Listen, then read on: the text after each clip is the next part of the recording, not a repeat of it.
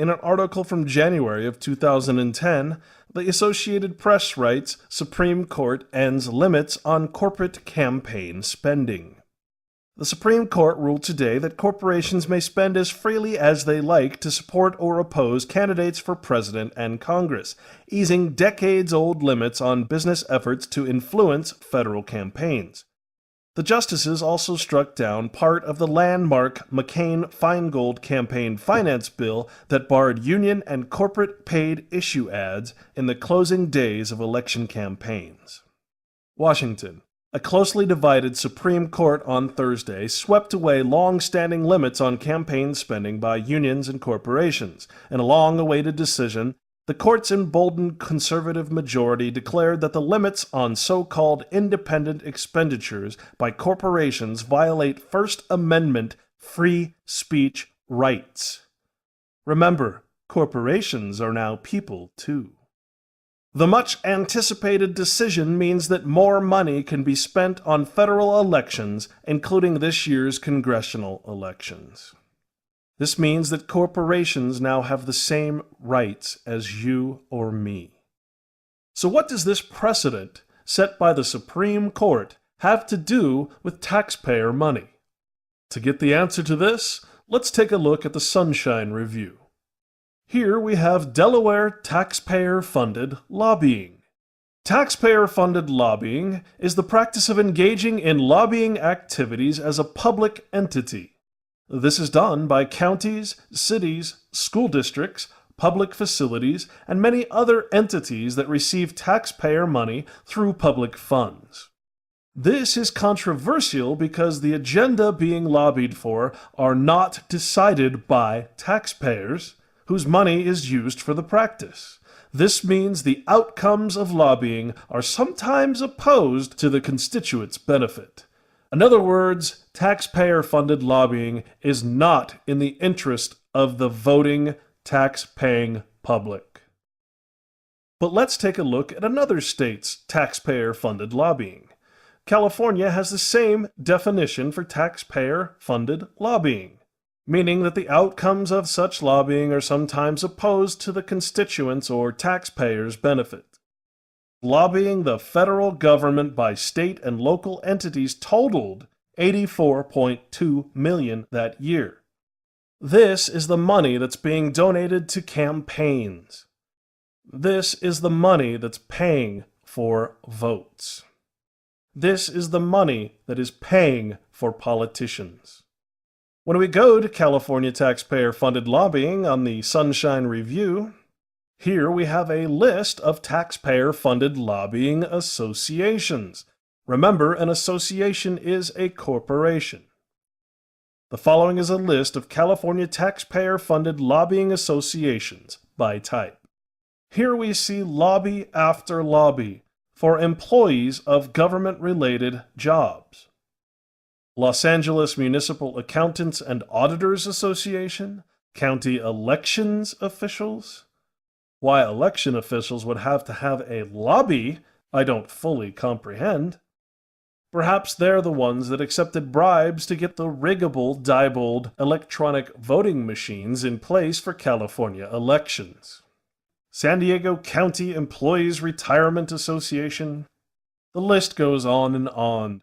California Association of Highway Patrolmen, California Professional Firefighters, Law Enforcement, Police Officers, California Attorneys, Administrative Law Judges, and Hearing Officers in State Employment. Why do these people need a lobby? Association of California School Administrators, Association of Low Wealth Schools, Retired Teachers, Federation of Teachers, School Boards Association, School Employees Association.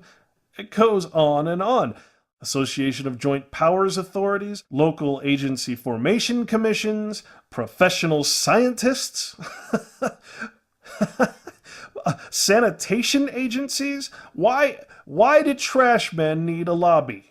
I mean, really, do trash men need taxpayer money to have a lobby so that they can ask the government for something? It doesn't make sense. California Fish and Game Warden Supervisors and Managers Association. Public Parking Association. Remember, public parking has become a privatized corporation. So your taxpayer money is going to a private company to lobby the federal government in order to make their life as a private corporation acting in lieu of a public office a lot easier. California State Park Rangers Association. Mosquito and Vector Control Association of California? What could people who... What can these people possibly be lobbying the federal government for, let alone the state government? They're mosquito people. They study bugs. Peace Officers Research Association of California. All of this receiving taxpayer money.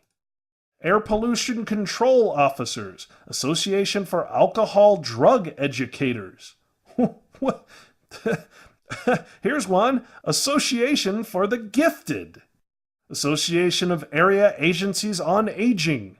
Private special education schools, private post-secondary schools, school business officials, school counselors, school psychologists, school transportation officials, suburban school districts, teachers of English to speakers of other languages. We have a lobby for people who speak English to people who can't speak English. Taxpayer money, folks. Taxpayer money going to these. National Emergency Number Association? It just goes on and on. Then we get into the red. We get into Mental Health Directors Association, Narcotic Officers, Peace Officers, Police Chiefs, Probation, Parole, and Correctional Association, Sexual Assault Investigators Association. What are these things? Sheriff's Association, Coroners Association, Los Angeles County Police Chiefs, United Teachers of Los Angeles, and the Western Association of Schools and Colleges. These are the taxpayer-funded lobbies that are donating to political campaigns. And now, because of the previous article we just read, the previous Supreme Court case, they have very few restrictions because you know what? These associations, as corporations, are people too, just like you and me. So let's go back to Delaware for a moment. This is the page for Delaware General Corporation Law. The Delaware General Corporation Law, Title 8, Chapter 1 of the Delaware Code, is the statute governing corporate law in the state of Delaware. Delaware is well known as a corporate haven. Over 50% of U.S. publicly traded corporations and 60% of the Fortune 500 companies are incorporated in that state.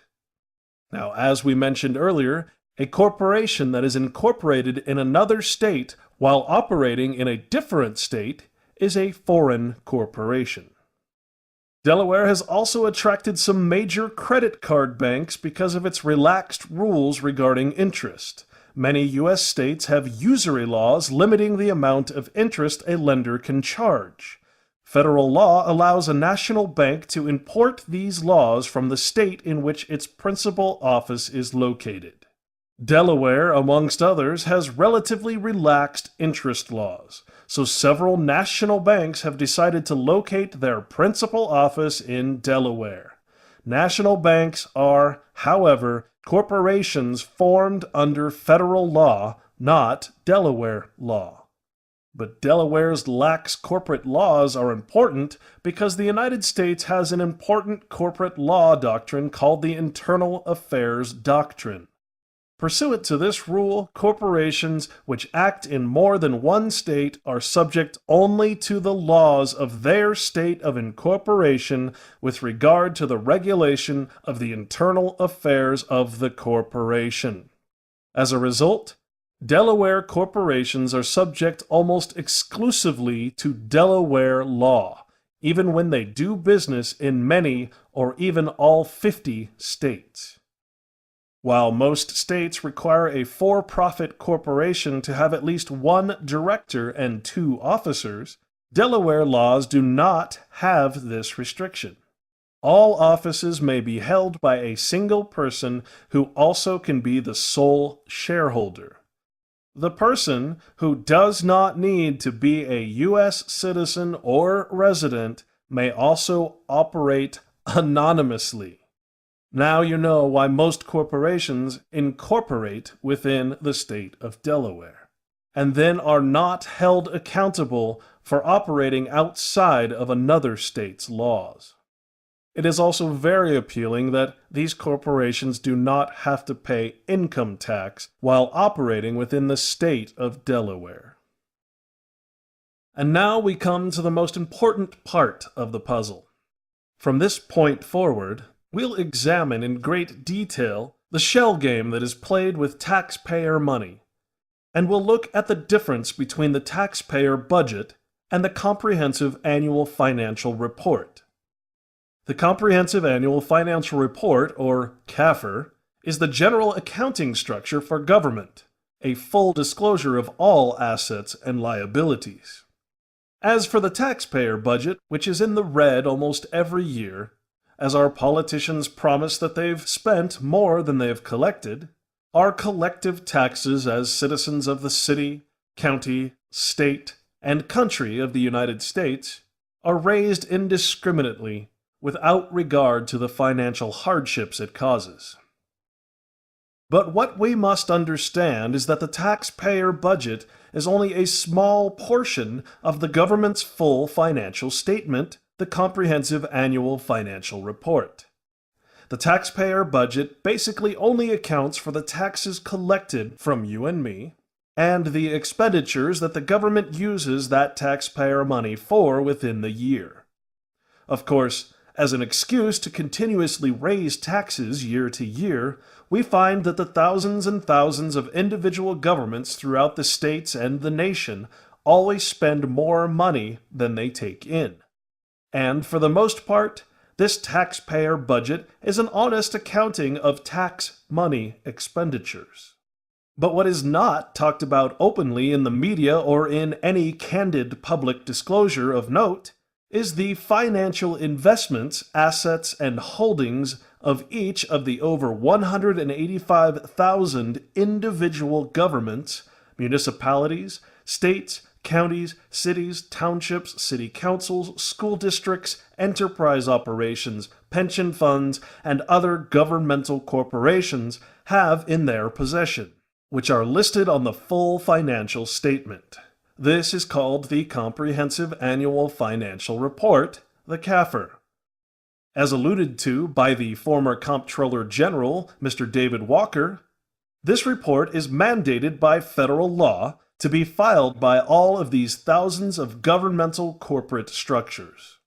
But in truth, the CAFR is literally the Achilles heel of the United States government, U.S. Inc. For if the general public were to ever comprehend what is written within these comprehensive financial reports, there would be a revolution by next week. The Comprehensive Annual Financial Report is the true accounting of government investment and wealth, and it is hiding in plain sight. So let's take a look at some of these financial statements from around the country. They are not hard to find. Simply typing the name of your your city, county, or state government into a search engine, followed by the words Comprehensive Annual Financial Report, or CAFR, will bring up several different years of these financial statements. When considered collectively, we find that through these stock investments, collective government has controlling interest in all Fortune 500 companies and most other major corporations in and outside of the United States. I'm about to show you just how true this really is by looking at these financial statements and reading aloud the government's own words. Mr. Walker was quite right when he said that nobody wants to read these reports, due to their lengthy and hard-to-understand facts and figures presented within their often hundreds of pages. But unfortunately for Mr. Walker, I am not nobody.